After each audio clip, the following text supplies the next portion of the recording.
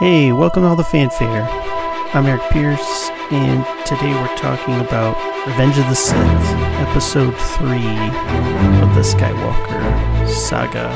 Of course, I'm talking about Star Wars. I'm continuing my unintended rewatch of the prequels, which all kicked off because I went to see the 25th anniversary of The Phantom Menace, and that begot this three-part series on the prequels, which means that, you're getting a Star Wars episode again this week after I talked about it last week, and then 2 weeks before that. And good news is I don't have any Star Wars episodes coming in the next few weeks. There is, I have plans to have a guest on to talk about A New Hope in August.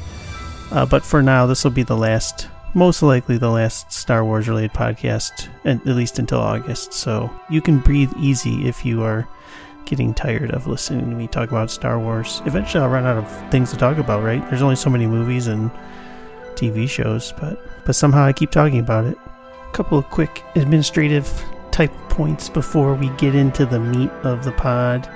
If you like the pod, do me a solid wherever you get the pod. Leave a rating, leave a review. That's the best way of getting it out there, exposing the masses to the madness. So if you do that, I would appreciate it.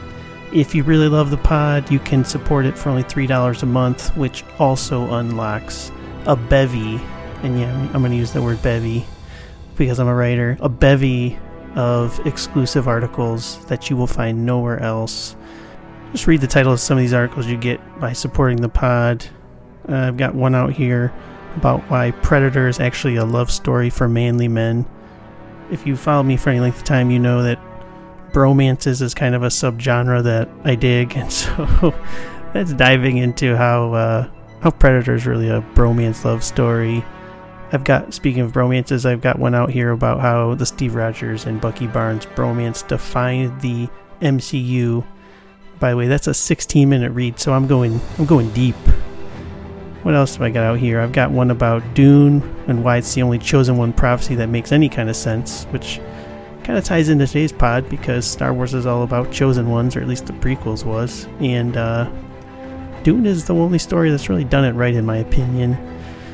Let's see, I've got one about why Theoden is secretly the best character in Lord of the Rings. Yeah, I said it. And that's just a few of the articles. There's over 30 out here. I drop 2 or 3 new ones every month, and with your paid subscription you'll get full access to those. So check those out. Again, allthefanfare.com, sign up for a membership, and I would super appreciate it. On with the show.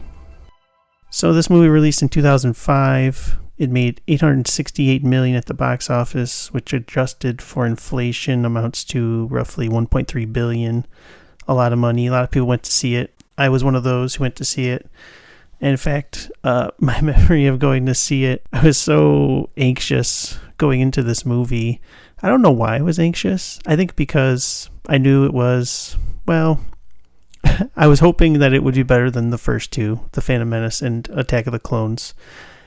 The other factor was, I thought this was probably the last Star Wars movie ever. And that's obviously rather short-sighted. It's a billion-dollar franchise. Someone's going to make movies about it eventually, and of course that's happened, and it will never die.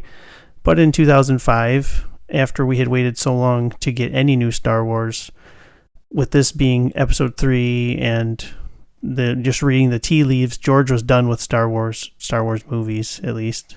And I thought this was going to be the last movie. My wife and I went to go see it and bought popcorn and all the goodies. And when we were going to our seat, I slid into the aisle, and when I was going to sit down, I dumped our large bucket of popcorn all over the dude in front of us. And it just rained down on him. It was like perched on his shoulder like a bird, and is rolling down his chest and into his lap. I would brace myself because I thought this was going to be, I thought he was going to be pissed, because I certainly would be. The dude just reached up and just started eating popcorn off his shoulder. It was the most Han Solo move I've ever seen, in real life. And he was totally cool about it. So that was how the movie started. And fortunately, look, It's the best. I'm just going to say it this way. This movie is the best prequel movie of the three Star Wars prequel films. It's the best by far.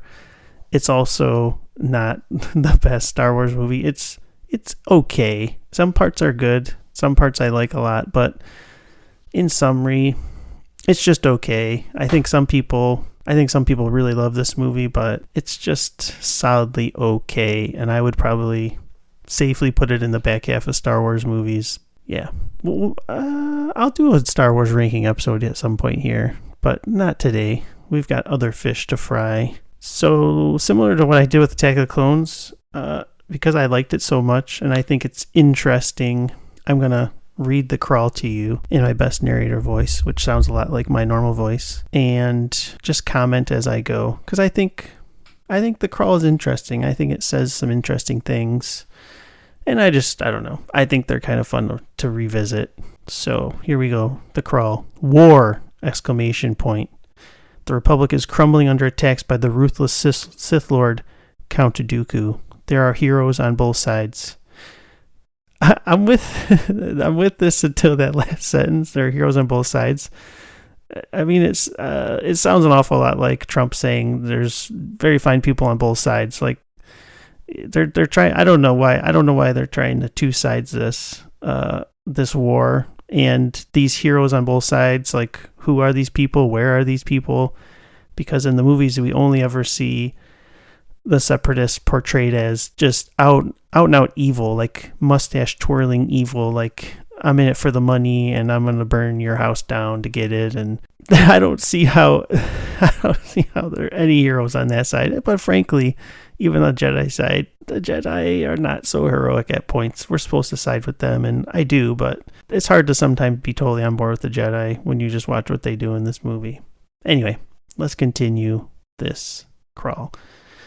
Evil is everywhere. A bit melodramatic, but okay. Continuing on, the crawl says, in a stunning move, the fiendish droid leader, General Grievous, has swept into the Republic capital and kidnapped Chancellor Palpatine, leader of the Galactic Senate.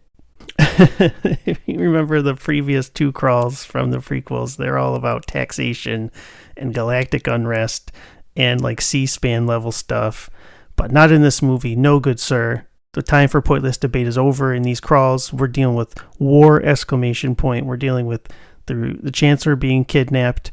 And yeah, I mean, if a crawl can have a speed other than which it moves up the screen, this one has it in spades. So this crawl is just money so far. Continues on. As the separatist droid army attempts to flee the besieged capital with their valuable hostage, 2 Jedi Knights lead a desperate mission to rescue the captive Chancellor. And that's the end of the crawl. And again, I've said this, I think, in every one of these prequel podcasts, but why are we only sending 2 freaking Jedi? Are you telling me the leader of the galaxy, thousands and thousands of systems, has been kidnapped, and you send 2 freaking Jedi to get him back?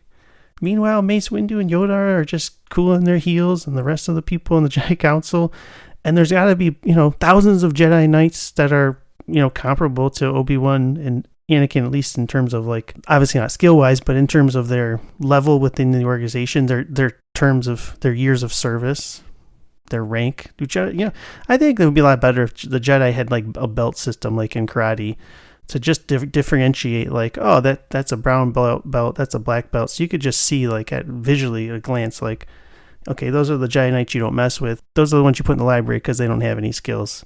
I just think it's, I don't know, man. These Jedi, the way they run, it's no wonder they get taken out, because the arrogance of the Jedi shows here, because there's no problem that 2 Jedi alone cannot overcome, a Jedi Master and his apprentice. And I just think if they threw more Jedi at some of these problems, they probably would go away faster. But let's continue on here. This is my favorite crawl of the prequels. It's a pretty low bar. It's my favorite movie of the prequels, a pretty low bar. And this movie is, although based on the title, it's about Sith, and again, them getting their revenge, this actually is a Clone Wars movie. We get the Attack of the Clones as the title of the previous movie, but here, this movie has all kinds of Clone Wars. We get a bunch of large battle sequences. We get a slew of snapshots of far-flung conflicts, mostly when Order 66 is being executed and Jedi are being manked in the streets. Yeah, this movie's got lots of action sequences. I think the opening of this film is quite possibly the best part of the movie. It's we jump right into the action, this impressive sequence. It looks great. It's massive in scale. In case you forgot, it opens with we're above Coruscant, and we see one of the red Star Destroyers, and there's a couple of Jedi starfighters that are skimming the surface, and then they bank to the side and like dip down, and you can see we're above the battle, looking down, as though the starship just arrived, and this battle is raging already, and it's a massive battle. I mean, Star Wars likes to do space battles big, and this is a big one, maybe the biggest one as far as like capital ship on capital ship and all the starfighters and everything else. But it's definitely, I think, in terms of the Clone Wars, the live action Clone Wars battles, this is my favorite one, the space battle that begins this movie. Let's just run down a quick top 5, just because I feel like it. I think, yeah, this is my top 1. I also, number 2, I like the Wookiee battle on Kashyyyk that's in this movie. It's just great seeing Wookiees do Wookiee things, shake their hairy arms and bellow and blow stuff up. Originally, Return of the Jedi was supposed to have Wookiees instead of Ewoks, and then the Wookiees got downsized into Ewoks. So I kind of like that kind of paying back, that Return of the Jedi has Ewoks, and so therefore Revenge of the Sith has the Wookiees. My third favorite Clone Wars live action battle is the Ahsoka flashback in the Ahsoka series, where we see young Ahsoka and Anakin Skywalker and a bunch of clone troopers fighting. It's a hazy scene. It's more the suggestion of fighting than actual fighting, but it's just really neat seeing the cartoon brought to life. Fourth on my list here, I got Geonosis, which is from Attack of the Clones. It's a fine battle. The best part of that is the arena sequence, and then the stuff that happens outside the arena, just the droids versus the clones, is just okay. And then last I have Utupa. It's the planet where Obi-Wan finds General Grievous hiding out, and then there's a fight sequence related to that. It's just okay. Mostly that's just about getting Obi-Wan and Grievous to fight. But going back to the beginning of this sequence, this battle scene, this might be my favorite part of the entire movie, and certainly the most moving part for me, is when you see Obi-Wan and Anakin flying across their Star Destroyer, as they're getting ready to head to battle, and they're totally in sync with their movements. They're like almost pirouetting in their starfighters, just banking to the side and dipping, and they're doing it in total concert. It's like Blue Angel style coordination, and it just, to me, it speaks to how in sync these guys are. There's no dialogue. We don't even see the characters. We just see their ships, but they're so locked in that you just understand that these guys they know each other super well, and they're totally locked into each other.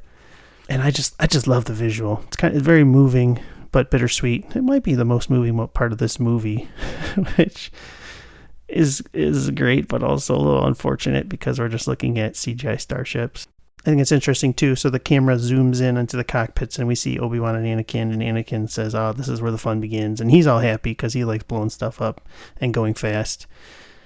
And they have a clone escort accompany them because they're going to go right for the Separatist battleship to try and rescue Palpatine. And these clones start getting taken out by droid fighters. Anakin wants to peel off and help them, and Obi-Wan says, "No, the mission is number 1." I think that's pretty revealing for 2 reasons. A, the clones are really interchangeable with the droids. They're disposable. They're a means to an end. I don't know if clones have souls or not. I would guess they do, but Obi-Wan doesn't act like they do. But here, it's just a little thing, but I like that Anakin, this is again the humanity of his character. Maybe it's a sign of his attachment. Maybe this is his Achilles heel, though. But he wants to pull back and helps the clones. And Obi-Wan says, "No, we've got a mission." And so they continue on the mission, but just Anakin's instinct to protect people, I think it's just interesting. I kind of wish we had explored that a little more. The Jedi are very anti-attachment. They're supposed to be about compassion. but mostly they're just kind of a cold front. And again, Anakin burns hot and cold. He's, of all the Jedi, he's the most human. We see some scenes of Obi-Wan's humanity in this movie. Basically, when Anakin falls, Obi-Wan's forced to reckon with what Anakin has become, and he mourns that. But for the most part, the Jedi they're just cold-blooded. I like that Anakin is always trying to do stuff for people. You see the humanity in him. Again, I wish we had just gotten some more of that, if we had tapped it more into that. Also, speaking of Anakin sticking his neck out for people, shortly after that, Obi-Wan's ship starts getting torn up by these droids, and he tells Anakin to bail. So at least, Obi-Wan is not a hypocrite. He says, don't worry about the clones because we got to worry about the mission. Now he's saying, don't worry about me because we got to worry about the mission. So at least he's not a hypocrite. Like, he's really putting the mission first above everything, including himself. But again, Anakin refuses to leave him because that's his boy, and he helps him get the droids dealt with. And then later on, when Obi-Wan's lying unconscious in the throne room on the ship, Anakin refuses to leave him, even though Palpatine is manipulating him and tells him to. He refuses to leave him. I think it's all just, again, it's just a sign of Anakin's propensity for making attachments. He always follows his heart instead of his head, and this gets him into trouble. But at the same time, if he has a redeeming factor, it is that he cares about people. So I do think this is kind of hilarious. So the Jedi know where Palpatine is because he has a tracking device on him. So they know exactly where he is. They know which ship he's on and where on that ship. And I just think it's sort of interesting that, I guess, why does the Chancellor have a tracking device on him? Is that standard operating procedure for Chancellors? Do these guys get kidnapped a lot, so they have to chip them like a dog or something so that they can find them when they go missing again? What kind of device is it? Is it implanted under the skin? Is it keistered? Like, what's the mechanics of all that? And I think the bigger thing here is that the Republic is actually a surveillance society. That's a point I'm going to come back to in a bit because I don't want to lose my flow here, but it's just kind of a throwaway thing like, oh, we know exactly where he is on this map. Why would they know where he is? It raises some interesting questions, which we'll tackle shortly. I do think it's interesting that so Obi-Wan and Anakin get on the ship. They follow the magical beacon to the top where they find Palpatine sitting in a chair. It looks an awful lot like a throne. It's a trap laid by the mysterious and powerful Sith Lord Count Dooku, who we met last movie.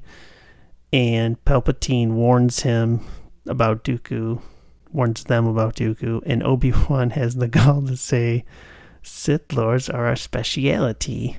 And then he throws off his cloak. And I just laugh every time I see that because it's like, based on what evidence, dude? Like, Dooku wrecked these guys last time they fought. Totally wrecked them. Cut off Anakin's hand, threw him around like a mannequin, shot him with lightning. He hit Obi-Wan twice with his lightsaber and incapacitated him in that fight and would have killed him if not for Anakin intervening. So I just think it's interesting that he's saying this is our speciality. Sith Lord's our speciality, when the last Sith Lord they fought, they got worked. I also think it's super ironic that Obi-Wan's saying this to the biggest Sith Lord in the galaxy. I just think that's funny. And then again, per standard operating procedure, Obi-Wan gets taken out in this fight in like 30 seconds. Like, Dooku just force chokes him, throws him across the room, and then if that's not insult enough, he grabs a balcony and like drops it on Obi-Wan and drags him across the floor a little bit. I love Obi-Wan, but Sith Lords are not his specialty. His specialty is being overly judgmental with his apprentice. So anyway, I just think all that's funny. I do think that so later in the movie, Obi-Wan and Yoda are kind of game planning, like, okay, we're maybe the last two like Jedi masters left. We need to go. There's two of us and there's two Sith. Let's split up and go deal with this threat and try and save the galaxy what we can. And Yoda's like, yeah, you're not going to go fight Palpatine because he will wreck you. He doesn't say that exactly, but I have to feel like maybe Yoda knows that Obi-Wan routinely gets just tossed by Sith Lords. And he's like, yeah, you'll have a better chance fighting your quote unquote brother that you've trained versus an actual Sith Lord. And he's obviously right. Palpatine would have worked him. It would have been over super quick. The last thing I'll say on this is I do think it's funny. I've talked quite a bit in the other prequel pods about Palpatine, his scheming, his machinations, the things, the plots he puts in place, and how ridiculous they are and just overly complicated and convoluted. And here in this movie, he engineers his own abduction, and it seems super silly, but shortly after this, we learn that Anakin and Obi-Wan were in the Outer Rim conducting warfare, and they were brought back because Palpatine had been kidnapped. So in that sense, it makes sense why Palpatine engineers his own abduction. He wants Anakin close to hand so he can manipulate him and bring his plot to fruition, make Anakin his apprentice. But at the same time, Palpatine's counting on the Jedi Council just sending 2 Jedi like always, and sending the same 2 Jedi like always. If the Jedi were so predictable, this thing would be a lot different. And again, man, think about this. Leader of the Galaxy gets abducted. You've got Mace Windu sitting there, who's easily the best Jedi in terms of just fighting. He's a bad mofo, and he probably doesn't even need an apprentice to go with him. He could go up there by himself, take care of all this on his own. He's got Yoda with him. He's got, I don't know who's there at the time. Ki-Adi-Mundi's not there, but there's plenty of Jedi. But instead of any of the big guns going, they recall Obi-Wan and Anakin from the Outer Rim. It's just silliness. The Jedi beat themselves. It's like when you're fighting with your little brother and you make him punch himself, and you say, why you keep punching yourself? That's what the Jedi do to themselves. They just punch themselves constantly. In this beginning sequence, we're introduced to a new villain, General Grievous. And the only thing worse than his name is everything else about him. The villains in the prequels got progressively worse with each movie. We started with Darth Maul, who was the best. Granted, he's a little one note, but he just looks great. I'll call him physical specimen. But yeah, he is a specimen. The dude can jump around, and Ray Park does his own stunts, so he looks great when he's doing it, and he exudes evil in a way that neither of these other 2 guys do. He feels dangerous in a way that neither Dooku or Grievous do. So Maul's the best. Then we get Dooku. Dooku is, I like the elegance of Christopher Lee, and I wish they had played the role a little more nuanced and gray and not, yeah, he's just a bad guy.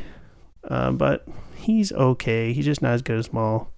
And then we get Grievous, who's the worst of them all, and he's a freaking cartoon villain. I like the idea that he's a cyborg. He's more machine than man, twisted and evil, and therefore he can foreshadow Anakin's fate in that way. I think that's a cool idea. Execution's poor. There's nothing menacing about Grievous. I mean, it is pretty sweet when he gets all 4 lightsabers going when he fights Obi-Wan, and I do like the idea he's a menace who kills Jedi, and that's why he has a collection of lightsabers. I just think I don't know, man. He just goes around coughing. He's got smoker's cough. He must be hooked on death sticks or something. And he just kind of cackles, and he's just lame. I just think it would be so much more effective if the main antagonist of the prequels had been Darth Maul the entire time. And then through each of these movies, he's getting bits of him chopped off. So in the first movie, he gets cut in half. He comes back in the second movie, taking the idea from the Clone Wars cartoon. He's got the metal legs, and then maybe after that movie he gets an arm cut off. I think it'd be a better forecast of Anakin's fall and his eventual conversion to more machine than man if we had seen that happen with Darth Maul throughout the movies, rather than getting these other Dooku and General Grievous, who just are not as effective as villains.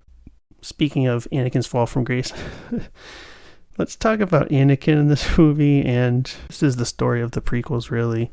I will say Hayden Christensen in this movie, Revenge of the Sith, is far better than he was in Attack of the Clones. It seems less like a stalker, sexual deviant. He seems more like a person, and he actually has scenes where you can see why Obi-Wan is friends with him, and you can see why Padme loves him.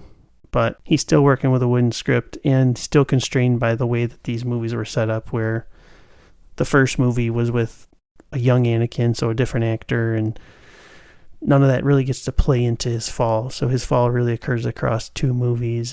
Speaking of Padme, I do think it's interesting that his relationship with Padme seems like an open secret. Like, Yoda clearly knows about it. But when Obi-Wan's trying to figure out where Anakin went, Yoda's like, hey, follow your feelings on that. And so Obi-Wan bounces over to Padme's house and's like, hey, where's Anakin? And oh, by the way, I see you're pregnant. Are those Anakins? So these guys know. They clearly know. They're choosing to look the other way, but they clearly know that Anakin is with Padme, and they're okay with it, I guess. Or they just choose to look the other way because he's the chosen one and maybe he gets special privileges. But it seems like because he's a chosen one, maybe they should be more careful about following the Jedi mandate of no attachments. So it's just weird that they know that Anakin has got this girlfriend on the side / wife, and they kind of normalize it by pretending it's not happening, even though they preach constantly about not getting attached to people because it's a route to the dark side. And of course, that ends up proving out. Like, that's Anakin falls because he's attached to his mother, he's attached to Padme, and he loses his mother, and he's afraid of losing Padme, and that's why he falls. So the Jedi rules are there for a reason, and if they had followed them, maybe things would be better or different. The Jedi do not operate in a well manner. I don't know what the Jedi Council does, but they don't seem to enforce any rules, really. It seems like they just sit around talking about stuff. Maybe they have a Jedi Council fancy football team, and that's all they're doing is like making trades and looking at stats, and they're not too busy with the business of at least policing the galaxy. But Anakin, the biggest problem with Anakin in this movie is his journey to the dark side. It's really hard to believe. So he goes from cutting off Mace Windu's hand to killing a room full of innocent children in like 5 minutes of screen time. And, granted, in real life, like if the events of Star Wars were really happening, those events maybe happen in like an hour or 2. It's still way too short. I'm sorry, but choosing to cut off Windu's hand because you're afraid you don't want him to kill Palpatine and therefore lose the ability to save Padme's life. And then an hour later, strolling into the Jedi Temple and just finding a room full of innocent children and just killing them all. That's a leap I can't follow. Every time I see it, I just shake my head because the story hasn't earned it. I don't believe it. I mean, I guess the message of the movie is once you go dark side, like, there's nothing you won't do. I guess I can get that, but it just feels incomplete. It feels like a missed opportunity. I think Anakin's fall should have been more gradual than just like it's literally like a jump off a bridge, jump off a cliff situation where he's free falling now. So like anything is fair game, but it's just, this is the problem with the whole prequels, honestly, is the Anakin story. You can't buy into it. And everything that happens with him, I'm unmoved by it, which is a huge bummer, but none of it is really tragic or sad. It just happens, and you're just watching it and taking it in, and you kind of just shrug your shoulders because, you knew it was going here. Like, Anakin becomes Darth Vader. We all knew that. But I just wish the execution had been a little better, or a lot better. But I will say, I do like when he turns to the dark side and he shows up on Mustafar to deal with the separatist leadership. I like when he walks in the room and he just slaughters everybody. It reminds me of when you're playing a role-playing game, a computer role-playing game, like Skyrim or something like that, where there's non-player characters around. A lot of times those NPCs will give you grief for no reason. And I always play the hero, but sometimes something inside you just snaps and you're like, no, you're not going to talk to me like that. And you just lose your crap and you kill everybody. Happens in GTA too, Grand Theft Auto. Usually happens when I'm driving. Like the thing for me in Grand Theft Auto, they've got the really nice cars. Like you'll see someone driving a sweet car, and so you'll steal it because that's what you do in Grand Theft Auto. It's right in the title, Grand Theft Auto. You'll come into ownership of the car. I'm putting that in quotes. You come into ownership of the car, and you'll be cruising down, and this is what I'll do. I'll follow all this. You don't have to follow the rules of the road. Like, you don't have to stop at red lights. No one's going to do anything to you. Like, the cops aren't going to do anything to you if you don't. But when I get a really cherry vehicle, I stop at red lights. I go when it turns green. I look out for pedestrians. I take care of that car. Every time this happens, some random NPC will just rear end you out of nowhere because he's driving like a moron. And then I just snap. I get in my car, I pull him out of his car, and I beat him. Which I would never do that in real life, but in a video game, you kind of give into these impulses. So the scene where Anakin just slaughters all those guys, it reminds me of that impulse in a video game where you're just like, you know what?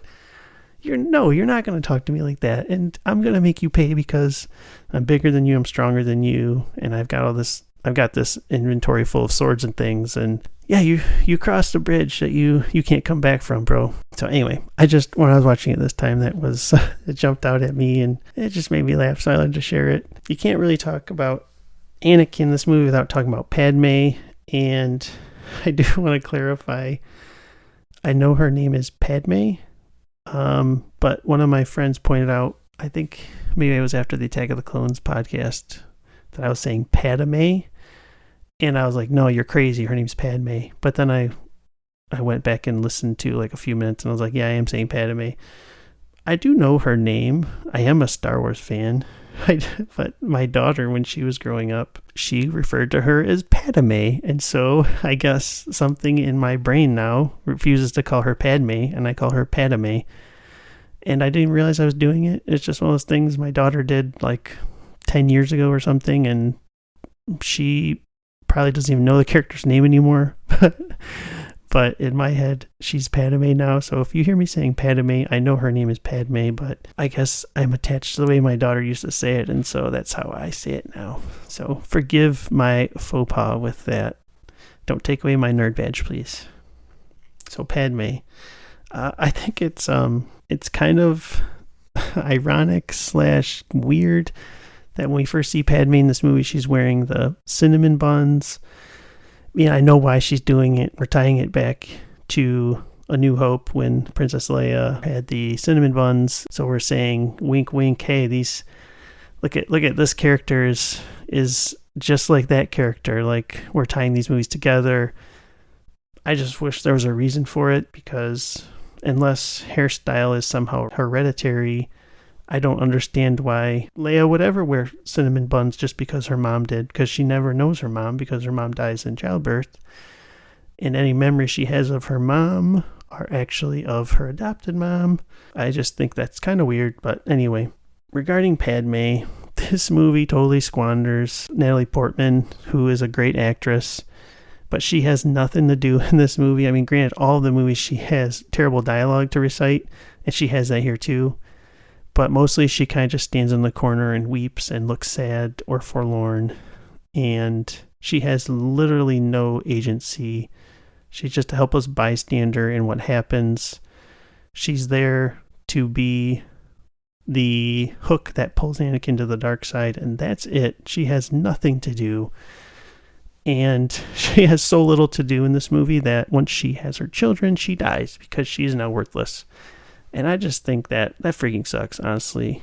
There's a better story here where Padme was maybe even somehow complicit in Anakin's fall. I'm not saying that she's like mean to him or something, or tells him like, man, you're moody. Like, I want a divorce. Like, wouldn't that be funny though, if that's why Anakin fell to the dark side? Because Padme's like, yeah, you suck. I want a divorce, or you're not good in bed. I'm leaving. No, none of that happens. But I think there's something there where she could have somehow been involved in why Anakin falls beyond his fear for her.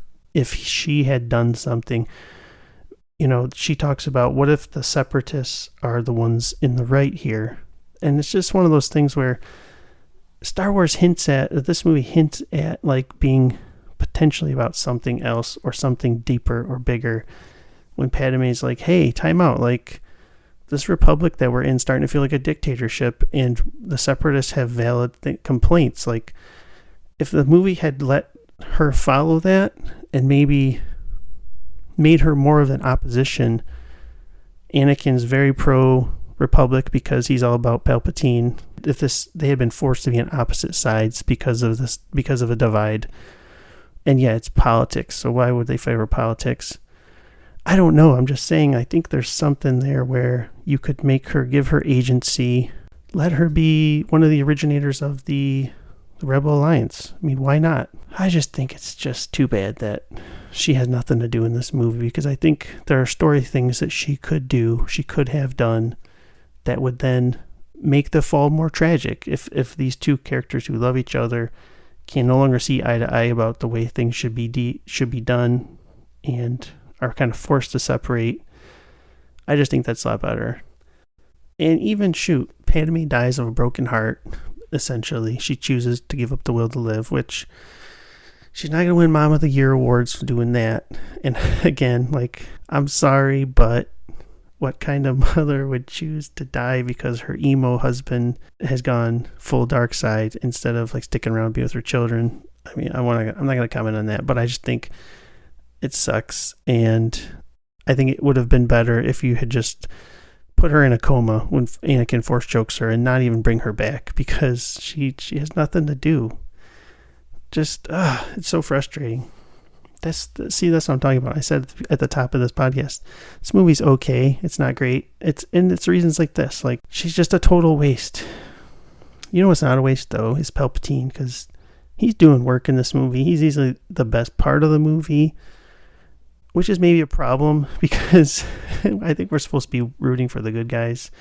He's clearly not the good guys. He's the biggest bad guy, but he's living his best life out there, and I'm just all about it. Like, Ian McDiarmid, he's just totally bought in. He's totally just going for it with his performance. He's hamming it up. His portrayal of Palpatine he's almost like orgasmic for evil. If you just look at his face during the lightsaber fights, he just looks ecstatic. He's going for it when he's doing the unlimited power thing. Like, he's just cackling. Like, it's melodramatic in a way, but when everything else in this movie is very kind of flat and one note, or just you can't buy into it for story reasons, like any of the stuff related to Anakin, like you can't totally buy in because the story hasn't earned it. In contrast, when Palpatine's just out there all just living life, living Team Darkseid, like I just love it. And yeah, it's a little hammy, but I'm there for it. I love it. Palpatine, I'm there for you. I know I'm not supposed to root for you, but in this movie, I'm Team Palpatine.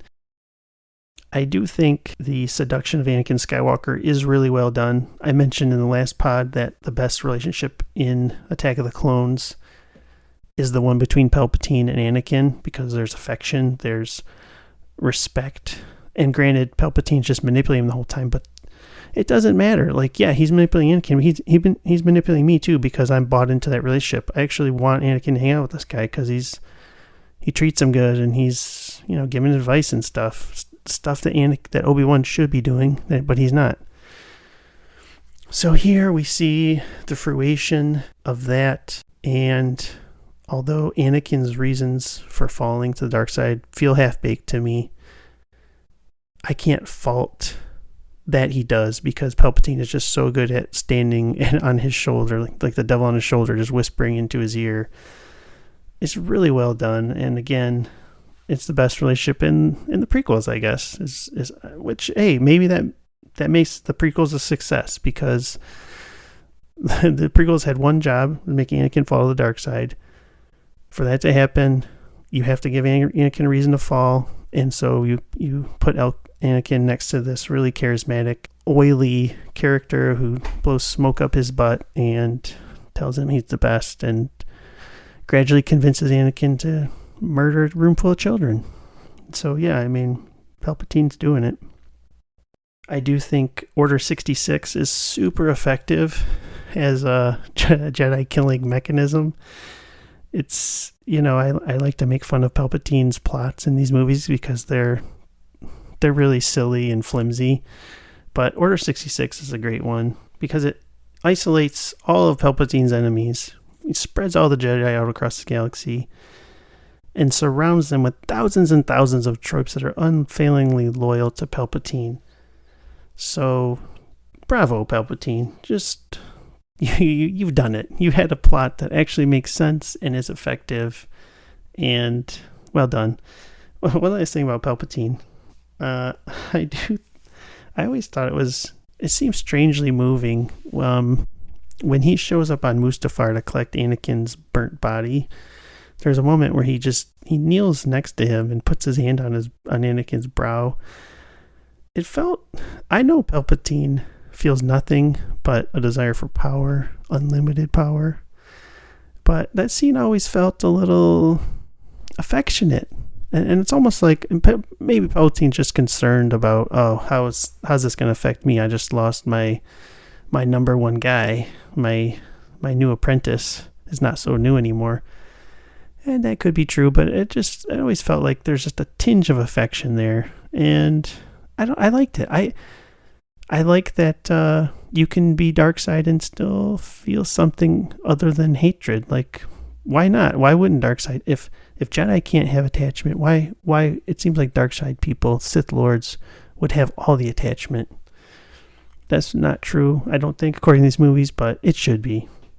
At the top, I mentioned the Surveillance Society. This is a good segue because we're talking about Palpatine.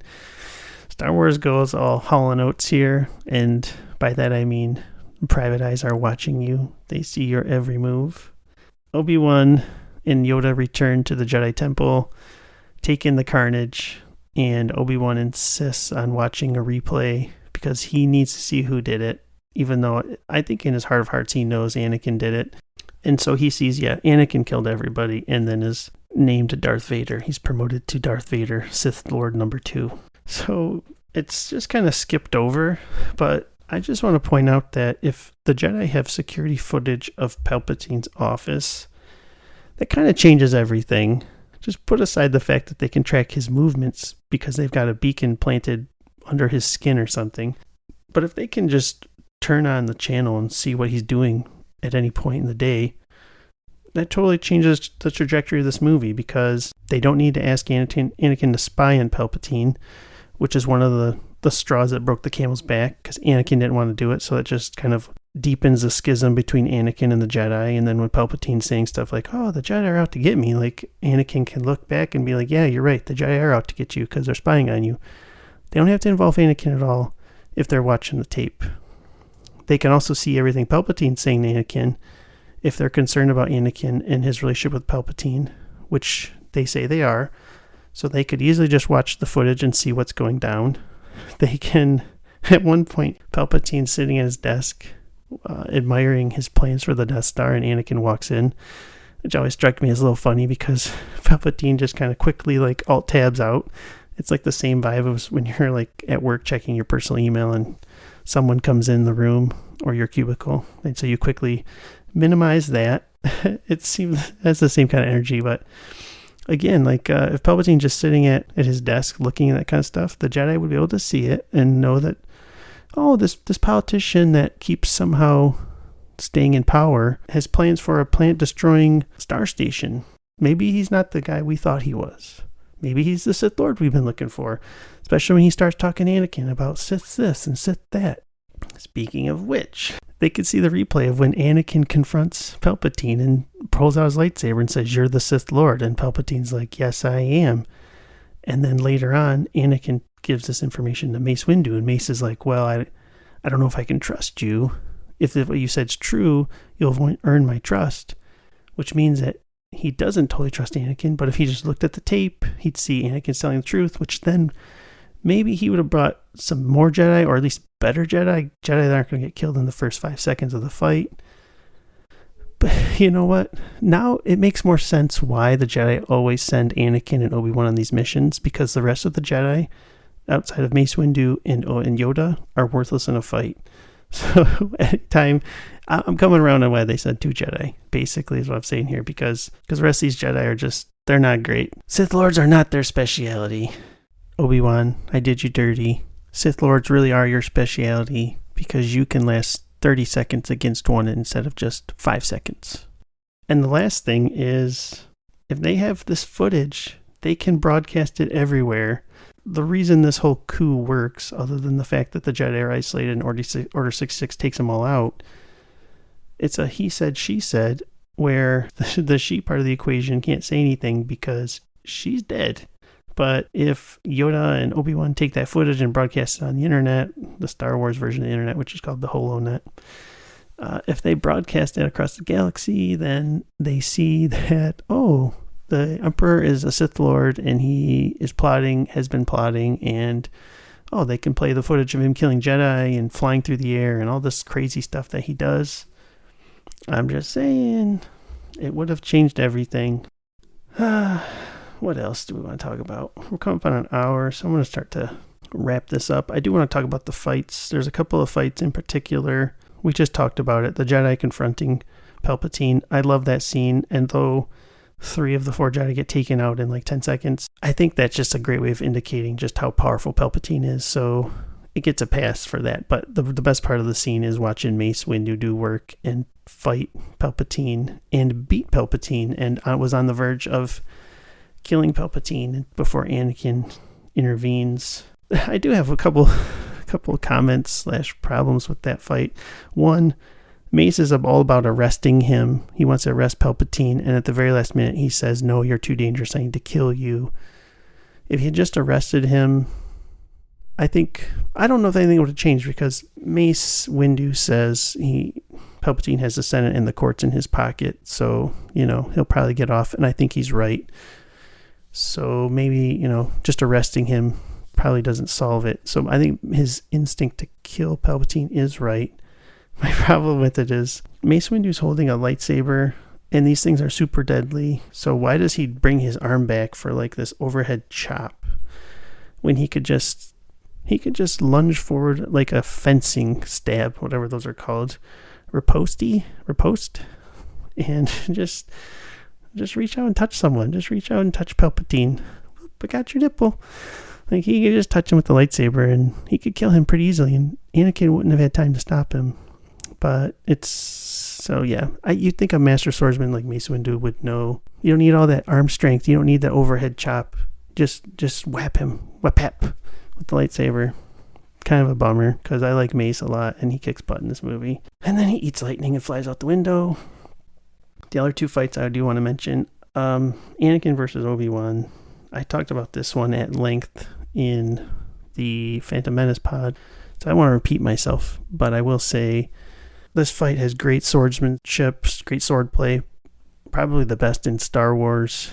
It's not my favorite lightsaber fight, though, because it's emotionally flat, it's a bit long, and I don't buy into it. The only part that's really affecting in this whole thing is when Anakin is shrieking as he's consumed by fire and Obi-Wan is grieving, because we're actually getting human emotions out of these characters. Everything else is just kind of just going through the motions for me, so I like it, I don't love it. But one that I do like, that I wasn't prepared for coming to this movie, was Yoda versus Palpatine. I was very pleasantly surprised when this scene happened, because it's the kind of scene that that I would have conspired when I was playing with my action figures. Like, yeah, you're going to get the big guy versus the big guy. We're going to have Palpatine versus Yoda head to head, because you wonder, like, who's the real master? Like, who's more powerful? You want to see that. And the fact that this movie gives it to us, I love it. I don't like how it ends, because obviously it has to end with both of them going to their corners. Neither of them die.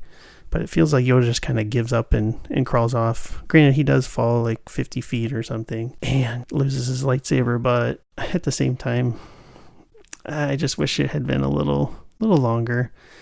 I do love that Palpatine tries to run from Yoda at the very beginning, because it's almost like he recognizes that Yoda's probably going to kick his butt. This scene is like watching Megatron and Optimus Prime go at it. You want to see the best good guy and the best bad guy go head to head, and I like that this movie gives it to us. I just wish it was, funny enough, I wish it was a little longer. I said the Obi-Wan Anakin fight's too long. I wish just the Yoda one and Palpatine one was a little longer and had a more satisfying end. Talked a lot about this movie. We covered a lot of ground. I want to wrap it up here. This movie, despite everything that's going on, all the war, all the things that should be tragic, I don't really have an emotional response to them, unfortunately, and it makes me feel weird to say that, because these movies Star Wars movies make me feel things, but this movie just doesn't. I have a hard time buying in, and I feel like, similar to what I've said before, it's really a failing of the Anakin Skywalker character and his relationships with Obi-Wan and Padme. Did I say Padme again? I did. Obi-Wan and Padme. Nothing is earned. We're supposed to be devastated when he chooses Palpatine over them, and that's really what's happening. But it never really feels devastating. And that's just a failing of the story, the script. Again, nothing is earned. Everything that happens, it just feels like it's preordained, like it's supposed to happen because Anakin is supposed to turn to Darth Vader. And so it doesn't really matter how it happens. And I feel like that's the most tragic thing about this movie is, in the prequels, is that the story is just kind of a journey from point A to point B all the way to point Z with very little character or emotion in between. I will say, though, that I am quite tempted to rewatch the Kenobi series now because the way this movie ends, it sets up a lot of things we see in Kenobi, most notably Luke on Tatooine with his aunt and uncle and Obi-Wan watching over them. I didn't love Kenobi, but I did like those early scenes with Obi-Wan, and so now I feel compelled to revisit it just because this movie ties into that, and that's how these movies get me. I like to see one movie makes me want to watch the next Star Wars thing, whatever it is. I think we've beat this tauntaun into the ground pretty well. So let's wrap it up here. Next week's episode will be about, I don't know what it'll be about. I'm a man in search of a podcast topic. Actually, I have a strong idea what it'll be about. I've been obsessed, addicted to playing Tecmo Super Bowl on the original Nintendo for the last week and a half, maybe 2 weeks. And it's got me bad. It's like I'm 13 again. So I'm inclined to maybe talk about it. And because I think it's quite possibly the best Nintendo Entertainment System, the NES, the best NES game ever. I also think it's quite possibly the best sports game ever. So a lot of ground to cover, and I just want to kind of nerd out about it. So more than likely I'll be covering Tecmo next week.